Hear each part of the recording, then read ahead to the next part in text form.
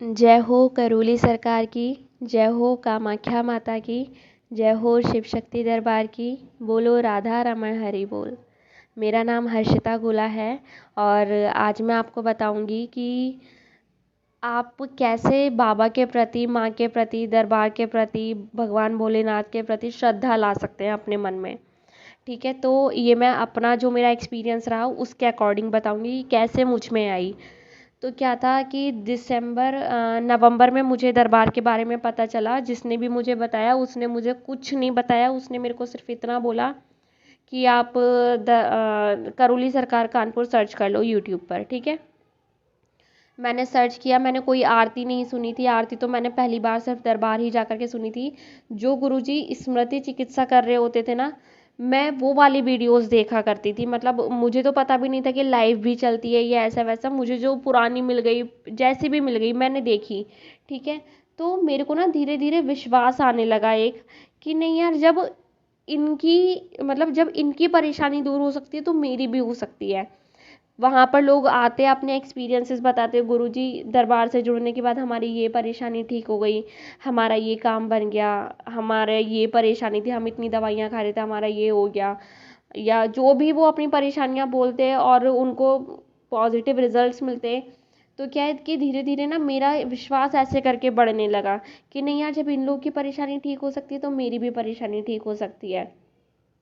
तो क्या है, अगर आपको लगता है कि आपको दरबार के प्रति श्रद्धा नहीं है, या मतलब एक होता है ना कि हम श्रद्धा रखना चाहते हैं लेकिन हम रख नहीं पाते, क्यों? क्योंकि हमारे मन में बहुत ज़्यादा प्रश्न होते हैं।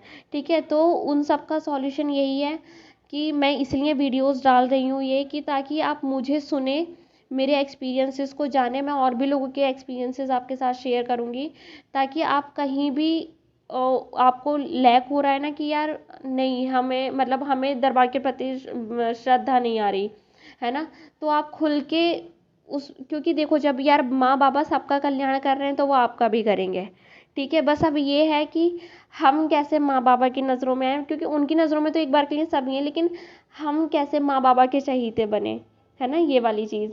चहीते तो सभी हैं, बस ये है कि कोई जितना जितना ज़्यादा श्रद्धा उतना ज़्यादा रिजल्ट, उतना अच्छा फल, बस इतना कहूँगी। तो अपनी श्रद्धा को बढ़ाएं, उस हिसाब से आपको फल मिलते जाएंगे। तो क्या है कि जो मैं वीडियोस डालती हूँ आप उनको देखें, है ना, जो एक्सपीरियंसेस बताती हूँ। अभी मैं धीरे धीरे और भी लोगों से कनेक्ट करूँगी ताकि वो अपने एक्सपीरियंसेस बताएं, उनके एक्सपीरियंसेस फिर मैं आप लोगों तक पहुँचा पाऊँ। और भी दरबार की जो स्मृति चिकित्सा चलती है उनको देखा करें, है ना। वो बताते हैं कि ये सारी चीज़ें, मतलब वो अपने अपने अनुभव बताते हैं। तो क्या है, आपको अगर आपके घर में किसी, आपके भाई बहन, मम्मी पापा या किसी को भी, जैसे मेरे मम्मी पापा को ना श्रद्धा नहीं थी, मतलब श्रद्धा इन द सेंस कि वो मेरे लिए उन्होंने दरबार से सारी चीज़ें करी, है ना, कि हाँ चलो ये लड़की कैसे भी करके ठीक हो जाए। फिर वो लोग अपनी वही पूजा पाठ कर रहे थे तो डीएनए से अलग हो गए बाबा की इच्छा से। फिर जो है, लेकिन अब ये है कि हाँ, मेरी मम्मी पापा, मेरे भाई बहन दरबार के प्रति आस्था और विश्वास रख रहे हैं। वो क्यों? क्योंकि मेरी मम्मी ना वीडियोस देखती हैं दरबार की, तो उन्हें पता चल रहा है कि अच्छा ऐसा होता है, तो उन्हें तो विश्वास आ रहा है ना। क्योंकि जब तक वो दरबार को जानेंगे ही नहीं तो उन्हें दरबार के बारे में सही बात पता कैसे चलेगी, और जब तक सही बात नहीं पता चलेगी तो दरबार के प्रति उन्हें श्रद्धा भी नहीं आएगी। तो आप लोगों के ऊपर भी यही है, और जो दरबार को नहीं मान रहा है, जो दरबार के प्रति श्रद्धा नहीं रख रहा है, ठीक है, तो बस उसके पास अज्ञानता है और कुछ नहीं है, उसके पास ज्ञान की कमी है। और ज्ञान कैसे आएगा? जब आप दरबार को जानेंगे, लोगों के एक्सपीरियंसेस को सुनेंगे, तब आपको दरबार पर विश्वास होगा। और क्या है, आप माँ बाबा से मांगें कि माँ बाबा ये चीज़ ऐसे है, और माँ बाबा को ना खुल के बोलें।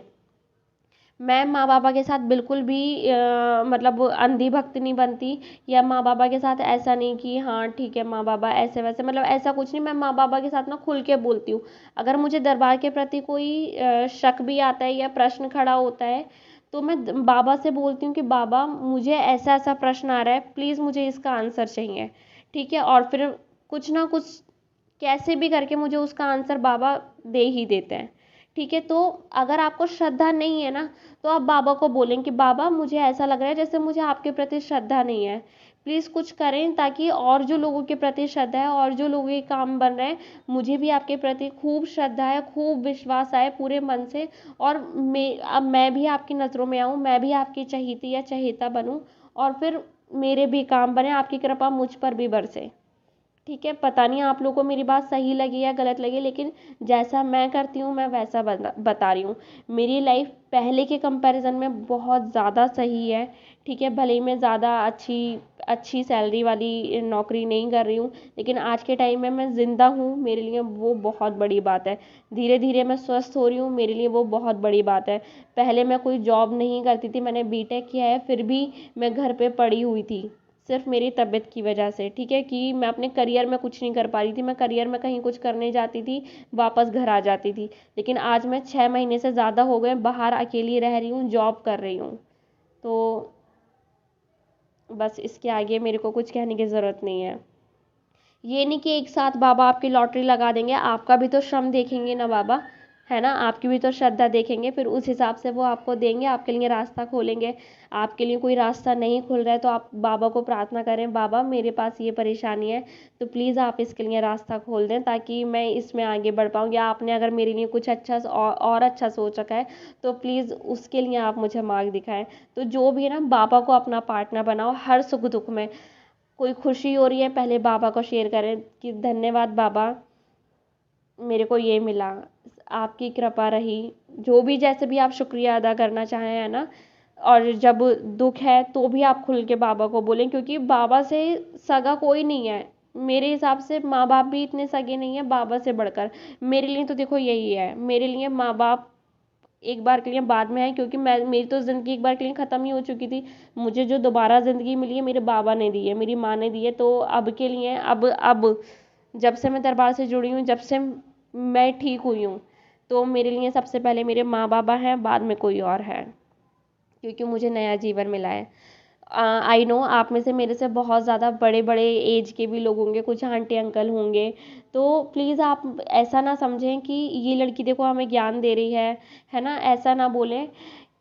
मेरे को दरबार के ही काफ़ी सारे आंटी अंकल लोगों ने बोला है कि बेटा आप बहुत अच्छा समझाती हैं। जब मैं दरबार में बहुत सारे आंटी अंकल लोगों से मिलती हूँ, इवन दरबार की बहुत सारी आंटी लोगों से मेरा कांटेक्ट भी हो चुका है कि हाँ, वो लोग मुझे आगे से कॉल कर लेते हैं कि बेटा आपकी याद आ रही थी ऐसे करके, तो मुझे बहुत अच्छा मिलता है कि मुझे एक अलग ही परिवार मिल रहा है दरबार की वजह से, है ना। तो क्या है कि प्लीज़ आप गलत ना समझें, मेरे को बहुत सारे लोगों ने बोला है कि बेटा आप बहुत अच्छा समझाते हो, कि कई आंटियों ने तो मेरे को ये भी बोला है कि बेटा मेरी बेटी या मेरा बेटा दरबार को नहीं मानता, अब आप अगर एक बार उनसे बात कर लोगी ना तो शायद उन्हें दरबार के प्रति आस्था और विश्वास आ जाए। लेकिन मैं ऐसे किसी से बात नहीं करती, क्योंकि जब तक हम किसी को कितनी देर ज्ञान दे देंगे, 10 मिनट 15 मिनट, है ना, तो वो सिर्फ बातों पर थोड़ी ना विश्वास करेगा, जब तक वो देखेगा नहीं दरबार के प्रति विश्वास नहीं करेगा। तो मुझे नहीं पता, शायद मैंने ज़्यादा बोल दिया हो, तो ठीक है। जय हो करौली सरकार की, जय हो कामाख्या माता की, जय हो शिव शक्ति दरबार की, बोलो राधा रमन हरि बोल।